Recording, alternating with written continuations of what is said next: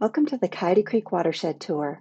We will share the beauty of the creek environments and stories of people who enjoy this creek and nature in the southern San Francisco Bay Area. Today, we'll hear from two dynamic nature lovers about their role in expanding access to nature for all people through elected service and affinity groups. Our presenters will share how they came to love nature and use their advocacy, organizing skills, and desire for gay, lesbian, and queer people to find and build a safe place in the outdoors to ensure that everyone is able to enjoy the amazing natural world around us. Hi, my name is Deb Kramer. I'm the Executive Director with Keep Coyote Creek Beautiful. When I meet people enjoying the outdoors, I see how happy they are and how much they want to share what they discover. Our presenters are two such joyful people. Our program today is brought to you with the Santa Clara Valley Audubon Society. Keep Coyote Creek Beautiful is a community-based organization that works with many groups, agencies, and partners towards a vibrant Coyote Creek with clean waters, abundant wildlife, and natural beauty that everyone can love. Santa Clara Valley Audubon Society promotes the enjoyment, understanding, and protection of birds and other wildlife by engaging people of all ages in birding, education, and conservation. Jennifer Rycenga serves as board president of Sequoia Audubon Society in San Mateo County, editing their online site guide, the San Mateo County Birding Guide. She helped to co-found the Queer Birders of North America, QBNA, and initiated BioBlitzes in cooperation between Sequoia Audubon Society, the California Academy of Sciences, and the San Mateo County Parks. She serves on the boards of the California Lichen Society and Keep Coyote Creek Beautiful, too. She wrote articles on the cedar waxwing and pileated woodpecker for Birding magazine when those species received their crown as official birds of the year. When not naturalizing, Jennifer teaches at San Jose State University in humanities. Her academic writing includes work on Black and white abolitionist cooperation in the 19th century. She lives with her wife and birding companion, Peggy Macris, in San Mateo. Some topics she'll cover include how she got into nature and birding, how she started the Queer Birders of North America, and connections between BioBlitzes and the work she does in San Mateo County. Shay Franco-Clausen is a fierce and dynamic powerhouse who advocates tirelessly to empower, educate, and prepare women and girls to take their rightful seat at the decision-making table. Shay is a native of San Jose and a longtime environmental advocate. She follows in her father's footsteps to preserve endangered lands since she was a child by hosting creek, beach, and neighborhood cleanups and advocating for better recycling services. Her passion earned her a position on the Santa Clara Valley Open Space Authority, for which she now serves as the vice chair and first openly lesbian Black woman to ever serve on this board. Shay is the West Coast Regional Program Director with Ignite National and a mother of 3 children with her wife. She'll talk about growing up in San Jose along the creek and her current activism and work related to nature. Let me orient you around the Coyote Creek watershed. Coyote Creek starts at Henrico Park and makes a backwards J through Anderson Lake, through Coyote Valley, by downtown San Jose, out past Milpitas and into San Francisco Bay. This 64-mile creek is an amazing wonder of nature. The yellow circle represents approximately where our speakers are. Let me orient you around the Coyote Creek Parkway, specifically the area that our speakers will be. To the south is Highway 85 at the lower end of the map. Just above is Silver Creek Valley Road. At the north end is Hellier County Park, and within it, the Cottonwood Lake. Along that route, just south of 101 is the Coyote Creek Parkway, and the yellow dot represents approximately where our speakers will be. So at this time, why don't we go ahead and have our presenters say hi. Oh, I love mud. We used to make so many amazing dishes with this. We would take the little flowers, mud pies. Those are the time. All right, sir. Yeah. Greetings. Thanks so much for having me, and thanks to Keep Coyote Creek Beautiful and Santa Clara Valley Audubon Society for sponsoring this event. It's a great morning here at Hellier, and it's a great month. Welcome to Pride Month. Ready? All right, right on. Well, hi, I'm Shay Franco-Clausen. I'm excited to be out here today in Coyote Creek, and then we're out here between Hellier Park in Blossom Hill, and it's been an exciting morning, very exciting for me as we kick off Pride Month, which is very, very important to me. I am the first openly gay representative on Open Space Authority, and very in love with the outdoors, but more importantly about making sure that these spaces are welcoming and safe for all. So today I'm out here because this is like my sacred space, is to be out here in the creeks and wildlife. And it has been such an amazing morning as we've seen wild birds, boars, and the crows. It's been phenomenal so far. The most important thing that I want people to know is open space is also a great place for those struggling with mental health, with identity. I know that I found a lot of this space to be sacred for me because I would come out here and enjoy it in times of resiliency, and when I'm dealing with so many different barriers, I'd find myself out in the creeks, or I'd be out on a trail, Allen Rock Park, Coyote Valley Preserve. I would always find a space for me to just sort of decompress, get with nature, and it was such a healing component that people in the valley don't really understand that's right at their fingertips. So I'm super excited to be here today and share this experience out here on Coyote Creek. It's so beautiful, just to take it all in. Yeah, I mean, I think I mentioned just a minute ago is that I'm the first openly gay there, and I thought this June, a very important month, considering we're post-COVID, people have to have a sense of acceptance and understanding when you go into any space. And we were discussing earlier about, there used to be signs, blacks only, whites only. We still have to say that LGBT plus community are welcome here, especially in these recent events of just senseless violence that happens to the LGBT and trans community in particular, especially trans people of color. As a Black Afro-Latina, it's very important for us to make sure that we also use our space, and if we have some sort of leadership role, to say no, spaces are for us. So I'm very excited. Last week we actually put a resolution for Open Space Authority saying that June will be Pride Month, and I'm working with the Andrea to create little placards to put throughout reserves to really say that LGBT community is welcome there. I host Outward Pride hikes to make sure that they know that the space is also welcoming. It's healing. I know on tough days for me, I go out for a hike so I can get away from it all. And it's important that organizations like Open Space Authority or Keep Coyote Creek Beautiful participate. So I'm super excited to be here today. Thanks so much. What Shay was saying is so important. The LGBTQ community really still needs to be welcomed in to events and to have a message that it is friendly. And so I wanted to talk a little bit about the organization that I helped to co-found called now Queer Birders of North America. And it had its 19th birthday yesterday. June 1st of 2002, I got together with a fellow who had organized a local group of LGBTQ birders in Atlanta, and the man who had organized the Gay Birders Club of Britain. And we came up with the idea of starting a national listserv.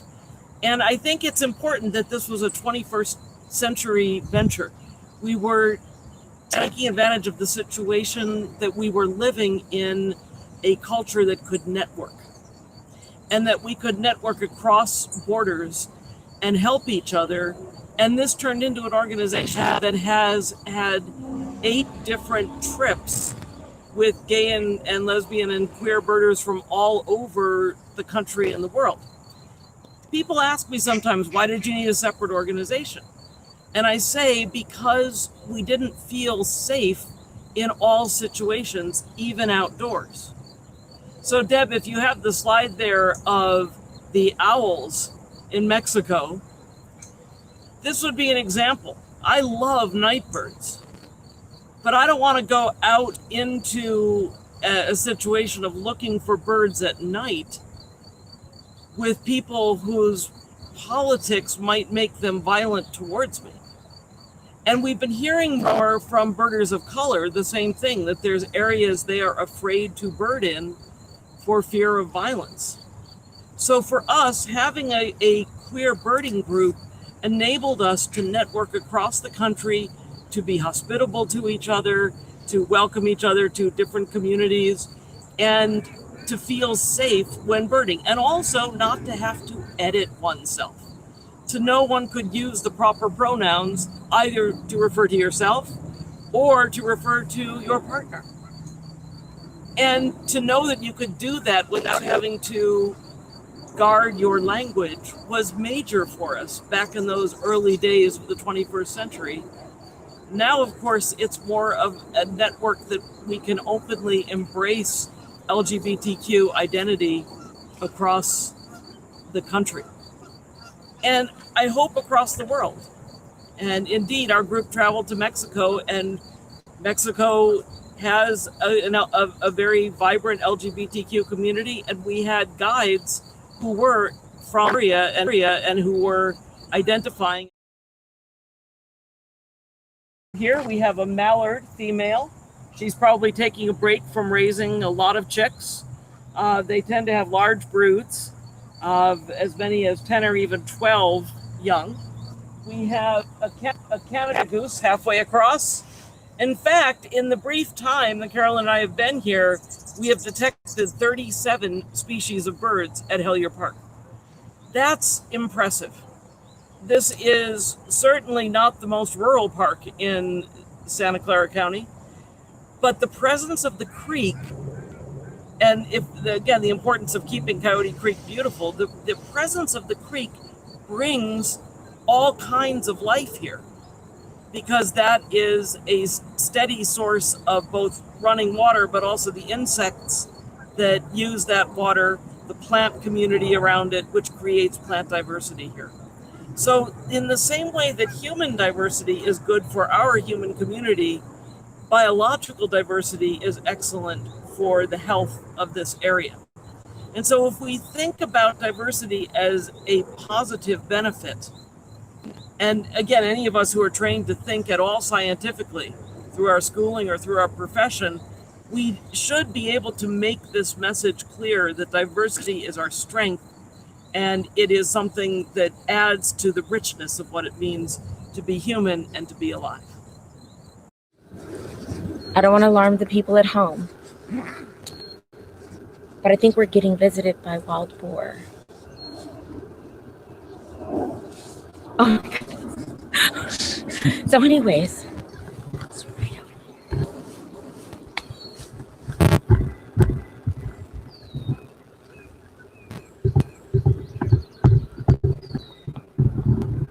Whatever is going to stay on its side, and we're going to stay on our side. Good, good. All right, cool. Interesting. We've seen them all dirt. So, you know, I wanted to share this out there. I come from a large family of 12, and talking to Colton, and it's interesting how me and my brother both were gay, and we were closeted. So when we were down here, we could be free. We could talk about our relationships. We can talk about our experiences. But once we climbed it back into the bank, into the real community, we could no longer talk about it.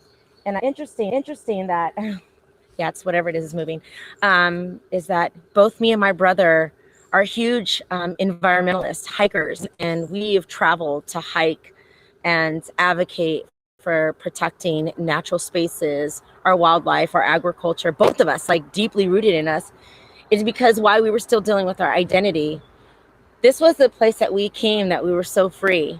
And nature is not biased, it's not racist, it's not homophobic, and become one with nature. And I think that's probably one of the reasons, as I think about it right now, is I've been so in love with protecting and such an advocate for open space and wildlife too. I'm a huge wildlife just lover. And it is because it didn't discriminate against me. It didn't give me any ill feelings. It didn't shout me out. It didn't say I didn't belong, but welcome me and wanting me to advocate for it. And I think that is something I never thought about until now. Thinking that both of us, me and my brother Anthony, were just so in love with open space because it did provide us a safety net and a safe space for us to be who we are with no reservations. So It's interesting. I'm a little nervous. As we've seen, probably about 15 wild boar this morning in different packs. Just wondering if maybe they're behind us. But I'm not afraid. I think find a better place to be today than out here in Coyote Valley. It's beautiful. And if you have, I mean, I think that we can talk about even how we protect it. Just my family has adopted a mile of the Guadalupe River that we clean up every month.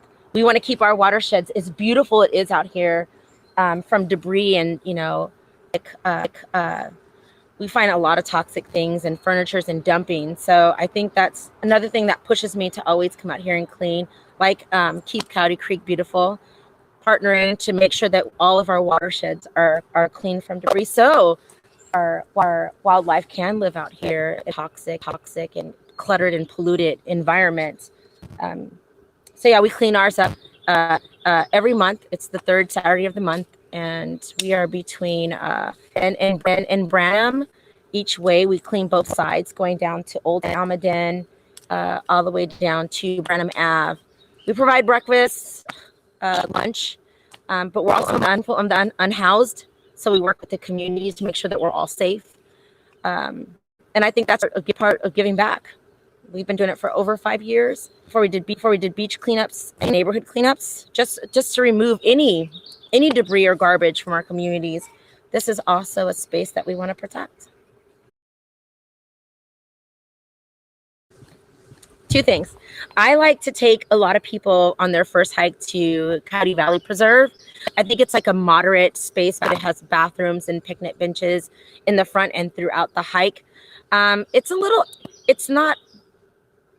not a basic, like, you have to be a decent hiker or you can walk, just take your time. So that's one I like to take a lot of people to. But I was showing that our family for over like 15 years used to always go to Allen Rock Park, and we'd have this breakfast in the park. And so what we'd do is we'd arrive at the park at 5 a.m., set up, one or two people would stay back, and they would actually cook around the grills while groups of us went into different paths on different hikes, for advanced, intermediate, basic. And we'd come back down after like 2.5 hours and just have breakfast together, just our family, between 15 to 40 people at a time of our immediate family would come and do this hike and this breakfast. I know you hear that. And so I think those are my two favorite places because they have so much history, at least for me. And Hellier Park, honestly, I love going to Hellier Park. We used to play there. When you're a kid living in poverty and living in, group homes and different situations, I think open space became a space that I just became so connected to, and it was so safe. And I think it was because it didn't have anything that made me feel like I didn't belong. So those are my two, Coyote Valley Preserve and Allen Rock Park. I think I'm gonna start that tradition back up. Sounds fun. Yeah.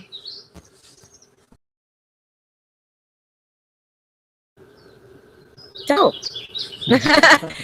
I mean, you might get a little dirty. I think we just climb through the trees, but once you're out here and you unplug from the big world that's moving so fast, and you just take time for yourself, it's so healing.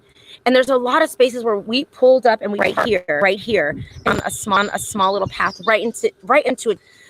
So it's clean, it's open. And if you have questions, you can always ask me, or you can ask Deb. You can ask any open space authority. We are all out here in the community, but I think throw on some sneakers and some yoga leggings, a t-shirt, and come on, grab a water bottle. I do say do not bring anything but reusable water bottles for me, please. And just walk and try it out. Try it out. There's so many. I think you can go on Valley. Keep Coyote Creek beautiful, and they have all sorts of spaces that you can go, as well as Open Space Authority. We also Post, Midpen, all of our partners, Greenfoot Hills, will give you not only like a map. You can download apps that you can download or even put on your phone to show you where you can go. You won't get lost. I promise you. The people that protect this and make it open for the public really do a great job of that you never get lost, and there's access. And I know that in Open Space Authority, we are also trying to make it more inclusive and making sure that we have trails that everyone, even those with different abilities. So I think it's getting more open for people to try it out. You'll love it. All right. I'm back with a little story. I hope it won't bore you. That is that there is a connection between an understudied part of nature, which is insect and spider galls. Galls are protective kind of integuments that grow on a given host plant. And the plant is actually doing the growing to protect itself, but it then protects the eggs of the species. We have here the live oak apple gall wasp, and with Carolyn going in, you can see the holes in it, which is where those wasps emerge. They're very small wasps. They're not the kind that are dangerous to human beings. And these kinds of galls were the subject matter for a scientist in the immediate post-World War II era. That scientist's name was Alfred Kinsey, and he, of course, later became famous with the first scientific broad population-based study of human sexuality that demonstrated that homosexuality was far more common as both a behavior and a personality type than had previously been guessed. And so his scale, in fact, the Kinsey scale that marked where you were on a straight to gay sliding scale, so to say, is now famous. And people can buy a t-shirt that says I'm a Kinsey 6 or I'm a Kinsey 0, so that you know, people can tell where you fall on the scale. Anyway, it's kind of fun to know that this connection was there. Now, in order to know this, I had to learn something about citizen science and community science. And what I was able to do was, in QBNA, we had many members who were interested in a variety of taxa. And when we would be out in the field together, people would be pointing out things they knew. And so that's, for me, one of the places where another 21st century advantage we have, which is we can learn from each other in our communities. So Deb, if you have the slide of the Half Moon Bay meeting for the QBNA, if you could put that up, we're going to talk and walk a short distance to show you something else.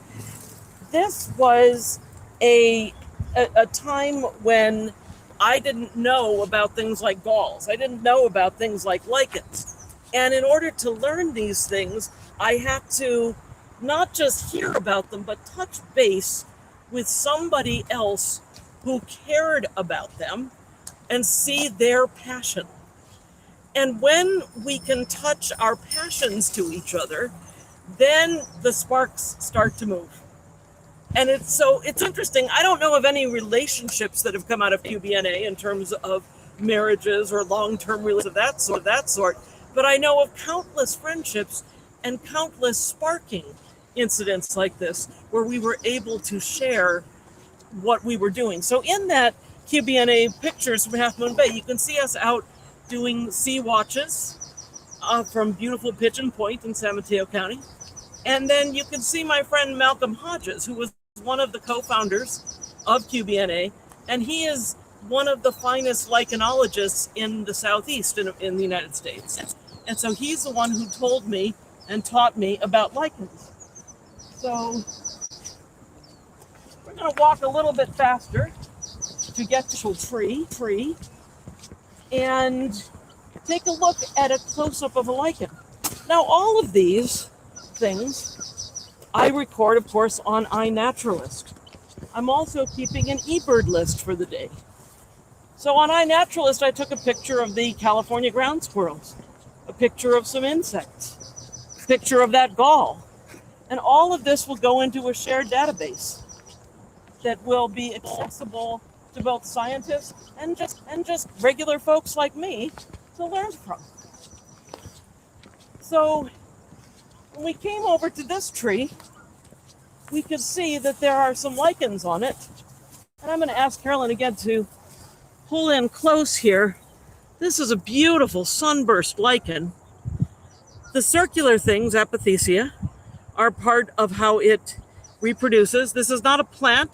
It's actually a symbiosis, again, the theme of diversity, a symbiosis of three things. It has bacteria, fungus, and algae. And all three of those things live longer than they could have lived without each other. I think I already said it, but I'm going to say it again. Diversity is a bonus, right? So this is a beautiful example, and many of you would be able to find this in your own backyard. And for me to find these other living creatures that harm nobody, they're not poisonous or toxic to human beings, they just are beautiful. This was a revelation to me, and as much as I love my birds, I've come to love my lichens just as much. And if we come over here, here's where you get the real benefit. This looks like just a white mark on a tree from a distance, but when you come on in, look at that beauty. I don't even know what species this is, but somehow that doesn't matter when I see this level of detail that's available to me every day. So when we say that the creek is for everyone and outdoor open spaces for everyone, it's also about being here with people who can help to spark what you're noticing and give you a different way to look. We had a question about the ground squirrels, which is how do they manage to survive living in such close proximity to human beings? Well, the fact is that they need an open field like this. They need a little bit of open space, which they have, but their foraging habits are all close to the ground. All they need is dried grass, and hey, that's something we got a lot of in the Bay Area. They also know that they can escape anybody by going quickly into tunnels. Now, well, I'm gonna try to move in a way that will get a ground squirrel to move with us.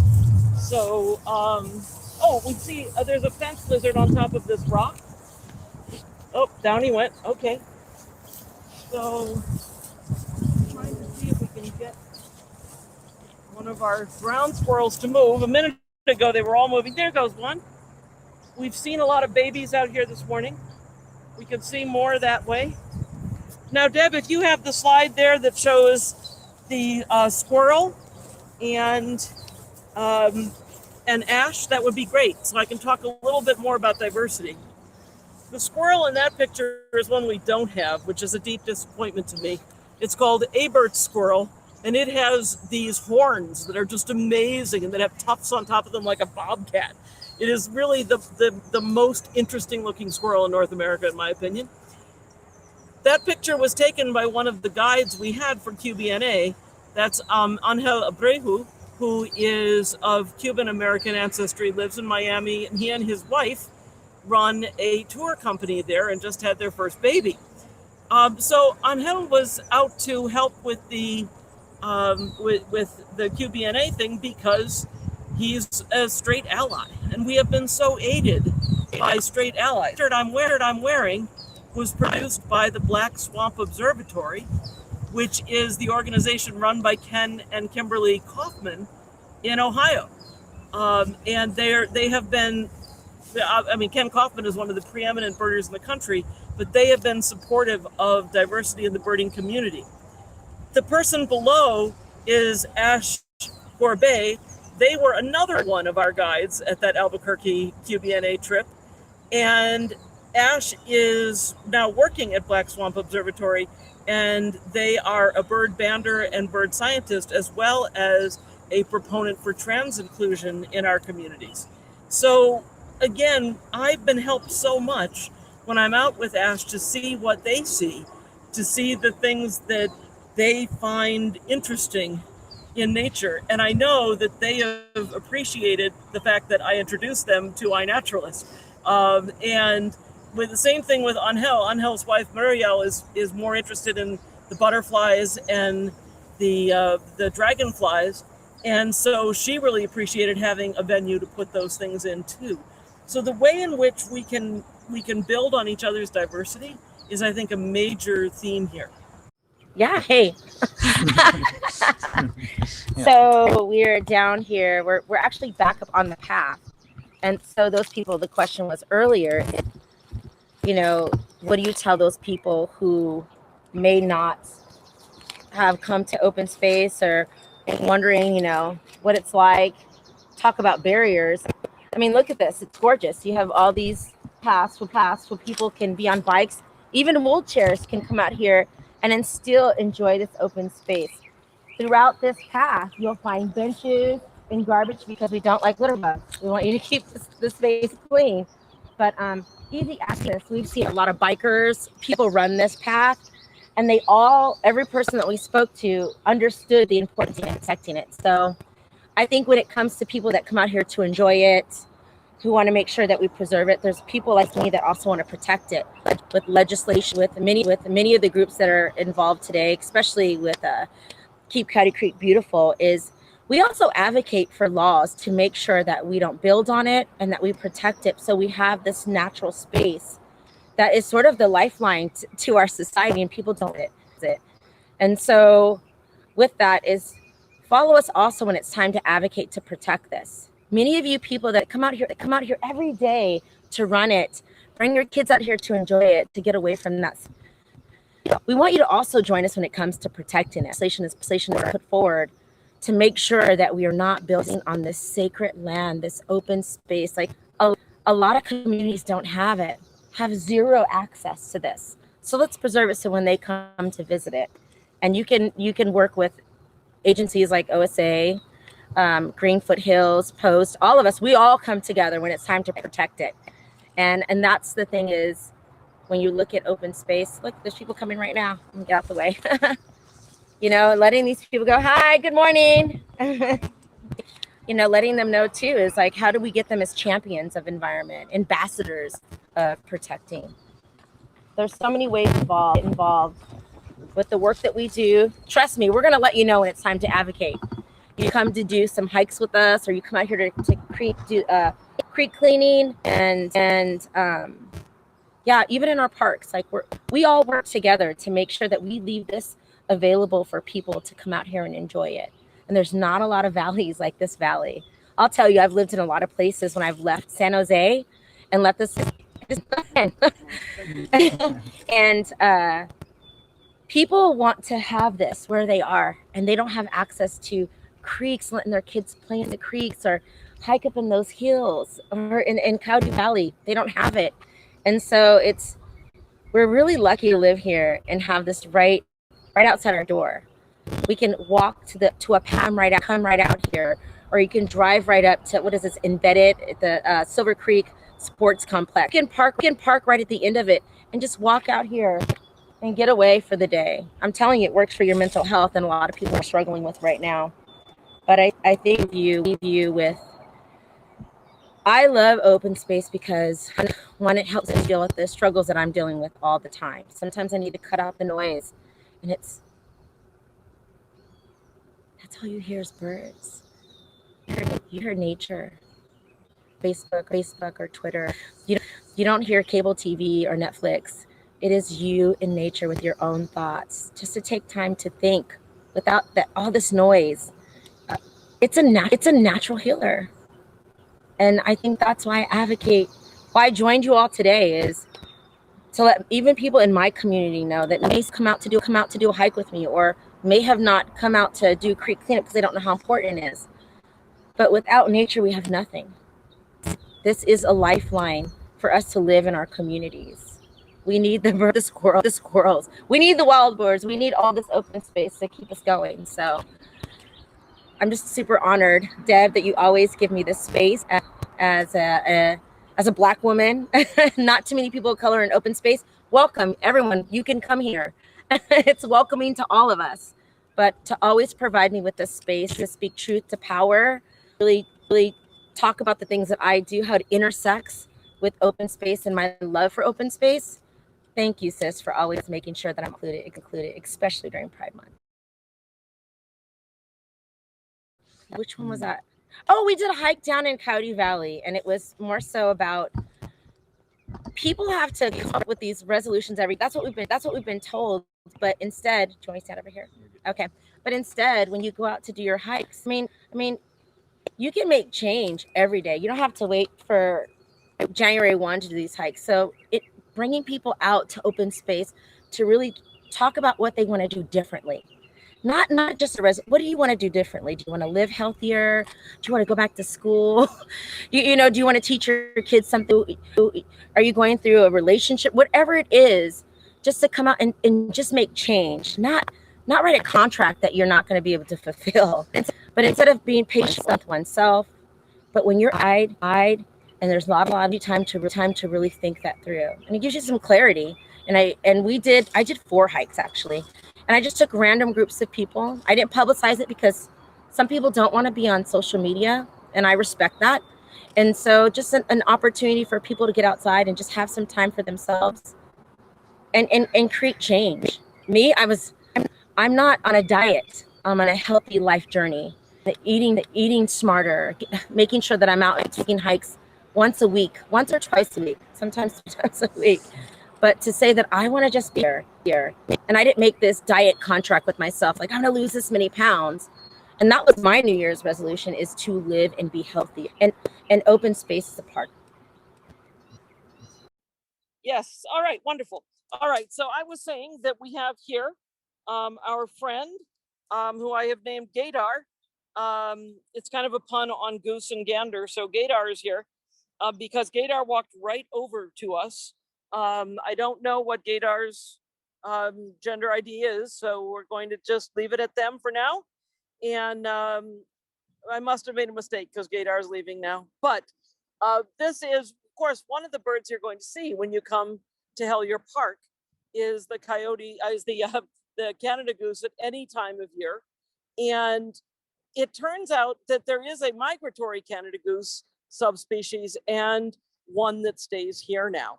So we have both. Now, in bringing my friend Gaydar over here, what I was trying to make a point about is that same-sex sexual behavior and non-reproductive sexual behavior, in other words, sexual behavior that has something other than reproduction as its goal, is very common across the animal kingdom. And it is not by any means limited to human beings. Everywhere from insects through fish, through reptiles, into birds, and on up to mammals, you've got same-sex sexual behaviors. So this is, anyone who tries to give you the argument that homosexuality of any kind is not natural is simply wrong. It is a provable fact. So I find that comforting and helpful as well. If people are susceptible to reason, you can use that. I just want to piggyback off of what Shay was saying. I apologize that I cannot hear all of what Shay's contributions are because of the situation in which we're recording. But I heard her talk about resolutions and wanting to live healthy. And I entirely concur. And there is nothing that is better for my entire body and soul than to be out in nature for a long walk for a day. And so I think that this is something that all people not only should have access to, but that it is a human right. And right now there is a bill pending in the California legislature to make access to nature a human right. So if you hear about that bill, I believe it's AB 30, but I would have to look it up again. But if you hear about that bill, please just give a quick call to your assembly person and say that, yes, you do think that is the case. Because the more that we can do to make people aware of the healing effects of nature, the better. Every year I have numerous projects going on. I survey a park. I call it playfully that I adopt the park. And I walk every trail in that park. And I try to get good citizen science data on every trail. I try to build the bird list for that park. I try to build the lichen list for that park. And I take friends in the way that Shay is talking about. I take small groups. During the pandemic, in particular, taking small groups around has been a lifesaver for me. But I think also for some of my friends. So anything we can do to help make nature more accessible for more people, especially in an urban area like San Jose, is vital. And if people care about the land, for instance, the coast, the creek cleanups, that Keep Coyote Creek Beautiful sponsors, then people have spent some time in this land and they love it in a different way. They're closer to it. So I would like to encourage people to get involved at that kind of granular level. Sure. As president of Sequoia Audubon Society, I often will lead bird trips. And some of these are meant to be very small. For instance, during the Great Backyard Bird Count, we do little hour dips where we go to a park and say, okay, we're just going to be here for an hour and see what we can hear. We also do an event called the Big Sit in October, where we go to one location before dawn and stay there till dusk and just see what we can count sitting still in one location. I've taken people on hikes that were quite strenuous. I've taken folks on hikes that are a little bit easier. Of course, with birds, if you're near water, things improve. And you can also be standing still for a longer time. But there's so much more to discover when you get a little bit off the beaten path into some of our fantastic county parks. So that is what I try to do. The BioBlitz, of course, which I am very much a fan of the BioBlitz movement. I think it is one of the best ways to get people involved in nature. The BioBlitz is like a flash mob for nature. Everybody gets together at the same place, same time, and documents everything they can. Those are some of the most fun. Sometimes I just wander off on my own on those. Other times I'll leave children in small groups. Oh, yeah. So someone asked our New Year's resolution hike. Well, some of them we started with meditation and some yoga, like to get us sort of centered and bring ourselves whole, and before we started our hikes. And I think the importance of that is being centered and having mental health, and that connection. It's a lot of people are talking about, which we should really take seriously, because it does really help with mental health. I do a lot of at-home yoga, but what we do is I bring out water bottles. I give everyone free water bottles, and we come out with our yoga mats and just take time to stretch and breathe and really self-prepared to just be open while we're out on the hike. And I tell you, it feels so good. And then we end with a stretch, and then we eat lunch together, either midway or when we get down to the end of the trail. And I found that was a really great community. It's really about bringing people together, but being mindful when you're together, and really closing the outside world, and not being influenced by media. I mean, I think we're all on our phones way too much. And the yoga and the meditation really helps us with sort of centering ourselves. I think I actually want to use that in every single hike now, especially our early morning hikes or evening hikes. It's really does make you breathe better. You just feel so centered. Wow. I have a lot of them. I think we were at Coyote Valley, and I was telling my friends, I'm like, oh yeah, there's coyotes and there's deer. I was just saying it in theory because I've seen them. I didn't think I was going to manifest it, but we were just walking along. There's like here, there's a coyote, and they're not bothering me, and I'm not bothering them. And we were just able to walk, 50 feet away. And we didn't move. They went about their business. And I think that is so important, why we protect it. And once people realize how important they are to our ecosystem, then they won't them. And I mean, this was their land. Essentially, this is where they used to roam freely before we built paths and freeways and houses through it. So I think that was the best time I ever had. It was because I literally had just said it to a bunch of new hikers who've never been to our preserve. And here we have 4 deer and a coyote just going by. And I think this morning we saw about 12 wild boars in different packs, like right across the bank. Yeah, I got some pictures and videos of that. That was pretty awesome. That was pretty wild and awesome. This is your space. And I feel as if you would just come out here and try it, you'll be addicted. Nature is addicting. Once you come out here and you don't have any influences and you can be one with your own thoughts, with your own self, you'll leave here, get into your car whole. You won't even turn the radio on. I know I get in the car, I don't want to hear anything after hearing that. So I would say, come join us for any of the activities that we do out here. This is your space too. And let me just say too, that Shay is correct. Nature is addictive. It's a wonderful addiction. I'm also a meaning addict. I am addicted to things being meaningful. And in the natural world, everything is alive and you feel the pulse of that life within you. So for me, everything in nature becomes meaningful. I want to encourage people to come out to some of the BioBlitzes, and it would be wonderful to meet some of you, and I would be happy to introduce you to more lichens, more bird sounds, and probably a couple of galls and spiders and insects too. Mention that you listen to this broadcast.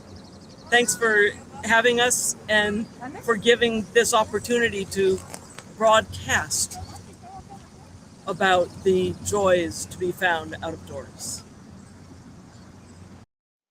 Thank you for joining us for the Coyote Creek Watershed Tour, where we celebrated Pride Month and appreciated enthusiasm for nature for everyone.